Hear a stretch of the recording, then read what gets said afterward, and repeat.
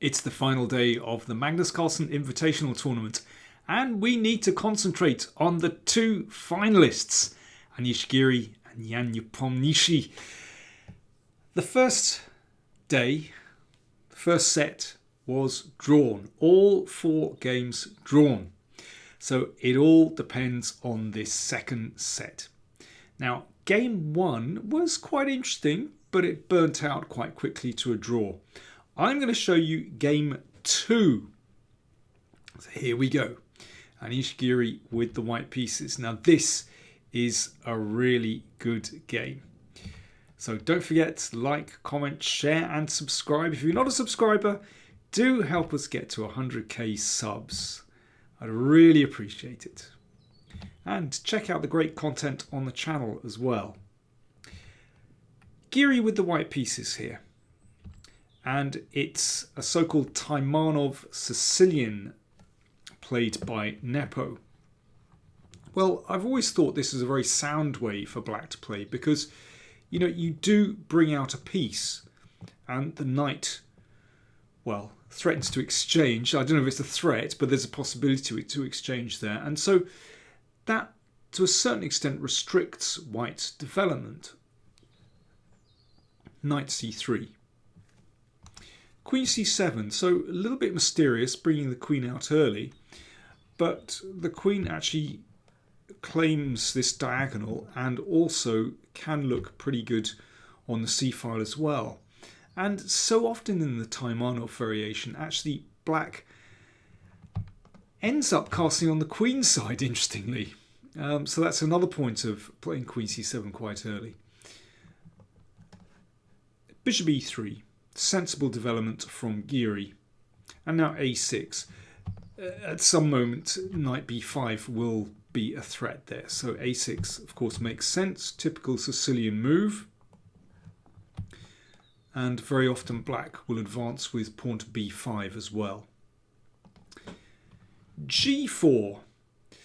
Okay, this is really aggressive. So Giri gains ground on the king side, but you know, there isn't even a knight on f6 for this pawn to push away at the moment. So this is, well, very expansive. It's certainly not necessary. Instead of g4, of course, you could play queen d2, you can play bishop e2, you know, lots of very sound moves in that position. So g4, very aggressive from Giri. And here Nepo will very quickly play pawn to h6. That certainly isn't necessary. In a sense, it gives white something to bite on after h6.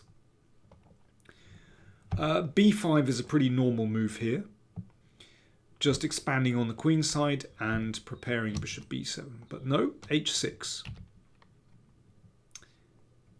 h4. Well, one thing with h6 is that after g5, then with this exchange you can see that rook you can't recapture with the pawn because the rook is going to be on down in the corner. So that means after knight f6, well, you can see that g5 isn't really effective. You can't recapture with the pawn. You can recapture with the bishop, but you know, it doesn't look very good. You're moving the bishop for a second time. You're not threatening the knight. So there's no point in playing g5 in this position. But Giri, after about a minute and a half, played knight c6. And pawn takes c6. That's the pretty standard way of recapturing towards the middle of the board, so that perhaps you can operate on the b file, but sometimes it supports the pawn advance, pawn to d5. And queen f3 from Giri. So, you know, he's taking a pretty aggressive stance here. One of the ideas of queen f3 is to protect that rook here, so that now g5 is possible, and then you can recapture with the rook's pawn. And of course the other idea is that you're preparing to castle queenside. So Giri really going for it here. You know, this is not a mild variation that he's playing with white. d5, Nepo hits back in the middle of the board. Well, you know, this is classic chess strategy. If your opponent is playing on the wing, you should play in the centre. And why not? Well supported by these pawns. G5, the pawn advances. Pawn takes pawn, pawn takes pawn, rook takes rook, and now the queen recaptures. Now here, if black exchanged in the middle, I think that gives white quite a free game. That queen stands really nicely in the middle of the board, and you're ready to castle queenside. I think it's obvious that these pieces stand well. These pawns are split, not so nice. So instead of that, Nepo went on a little bit of an adventure with the knight, knight g4. Well, the good news is it's threatening to take that bishop. That would be a considerable gain. So the bishop goes back. So basically black has won a little bit of time. But here, we've got to be a bit careful. That knight might be stranded, but it is black's turn. So what's Nepo going to do? Well, he played bishop b7. One little tactic here, if queen b6, that's not very good. It does threaten this pawn and threaten here, but simply queen g2, attacking the knight. And yeah, it's too much to take the pawn there. So bishop b7, a bit of sound development, why not? And it even looks through to the queen. Sometimes that diagonal might open. But bishop b7 sound, and potentially preparing to bring the king to safety. Queen h3, that's a good move.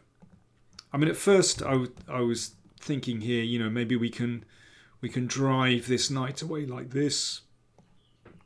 f4. This one isn't so clear because this is a bit vulnerable and you can't push on because there's a big check on g3. But queen h3 is a much better way of doing it. Attacking the knight.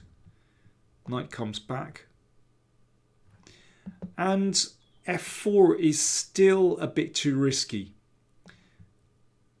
Because in this position after f5, when you take, pawn takes, queen e5 check is actually very annoying.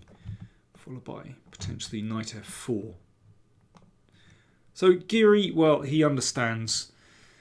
You've just got to be calm in these situations. He castled queenside. There's no need to play so rashly. I think, so many of us see a pawn, you can advance a pawn, you can attack a piece, must be good. Pawns can't move backwards, that's the problem. But castles queenside, very sound move. And here Nepo thought for 2 minutes. Now I was really surprised at his next move. He played pawn to d4. I thought he should preempt pawn to f4 and play knight g6. So you can see the queen and the knight cover the f4 square.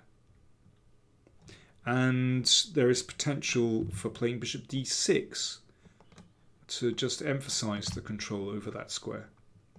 Now black at some moment is going to castle queenside. It's not the most beautiful position.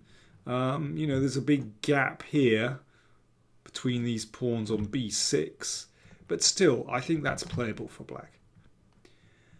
But I don't like pawn to d4. And here is why. Knight b1 and c5. That knight has, it looks poor at the moment, but actually has potential to bounce out to this square. And there's much more than that. f4, the knight is driven backwards.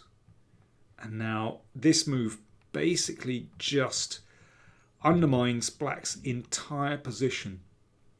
Pawn to g6. So often in the Sicilian, if you can get rid of that pawn on e6, then black's position is disastrous. So obviously if pawn takes pawn, we can take here, and it looks absolutely terrible. You'll pick up that pawn next. Nepo gets the king out at least, but pawn takes pawn, queen takes pawn. So you can see the support for that pawn has been undermined. It's just a queen protecting the pawn now. And bishop c4. Really powerful. And there is no holding that pawn. If the rook protects, then you can advance with f5, pin and win. It's a disaster. So Nepo just gave up that pawn, but this is such a safe pawn to take. Let's just compare the two positions. White's king completely safe behind these pawns, were protected by pieces as well. Well, yeah, what a position.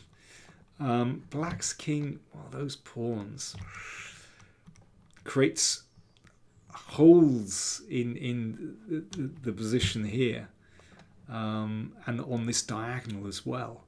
It's an appalling position for the king, and black is a pawn down as well. King a7, knight a3, that knight preparing to hop into the position. Rook e1, that defends the pawn on e4. Obviously those pawns look really nice for white. You know, they shut out black's pieces actually. e5, well, let's advance. It's very hard for black to get any meaningful counterplay here when, you know, these pawns just carve out so much territory. And now, typically for Giri, a very calm move. Bishop b3, preparing to bring that knight into the game, and that is absolutely crushing. Once that knight reaches c4, well, it's looking at d6, also looking at these really sensitive squares as well. It's a wonderful maneuver. And again, I have to question Nepo's decision to play d4. It allowed the bishop to this great diagonal, and that square is so inviting for the knight as well. g5, that's a desperate attempt to break up these pawns to get some play. Knight c4, it's a wonderful square. That knight still wants to come in here. Knight d5, attacking the bishop. Bishop drops back. There's still, you know, black can't lay a glove on white in this position. Everything is going Giri's way here. Knight d6, that's a killer square for the knight. That is a true octopus knight. If I had my octopus knight mug, I'd be holding it in the air. Rook h8, attacks the queen. This is not getting better for black, but there is really nothing to do. Bishop h4 hits the rook. Very sensible move. Rook c1. Just keep it tight. Keep it tight at the back. Knight c7. That knight was threatened. The queen nudges back to c4. Attacking the pawn on c5. And there is no good defense to that pawn. It's dreadful. I mean, these pieces are just way out of the action. Queen takes pawn played, but that just allows a standard knight fork. It's game over. Queen takes pawn check. King b8. Queen takes d4. Covers the bishop. Hits the rook. Rook f8. Bishop f4. Oh, golly. This is absolute murder. Takes. Here. Now white is 2 pawns up and finished the game with this move. Queen b4. That was game over. Nepo resigned. Why did he resign? The rook is attacked. If the rook moves, let's say to e8, then knight d6, hits the rook, threatens mate in 1. It's a complete catastrophe. Well, a very, very smooth victory from Anish Giri in game 2. But I have to say, aided by some of Nepo's play, seems to me, you know, way back here, d4 positionally really dubious. Knight g6 was definitely the move. Sorry, in this position, yeah. Knight g6, the move here, just to preempt f4. So the smooth play of Anish, looking good at the moment of the match. I'm recording this in the middle of the match, so it's not over yet. There are 2 games still to play while I'm recording this, so I'll report back and let you know what happened in those final 2 games.